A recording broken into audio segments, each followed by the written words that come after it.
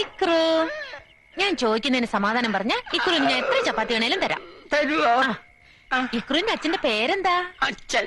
First പേര് കൊച്ചച്ഛൻ എന്ന് പറയാത്ത ഭാഗ്യം. കൊച്ചച്ഛൻ സ്വർഗത്തിൽ പോയി എന്ന് അച്ഛൻ പറഞ്ഞ. ഓ, തട്ടി പോയില്ലെങ്കിലേ അത്ഭുതമുള്ളേ. ഇതല്ലേ സാധനം. ഞാൻ ചോദിച്ചോണ്ട് അയ്യേ, ചീത്ത കുട്ടിയാവല്ലേ ഇങ്ങനെ. ഇക്രുവിന്റെ അമ്മയുടെ പേരെന്താ?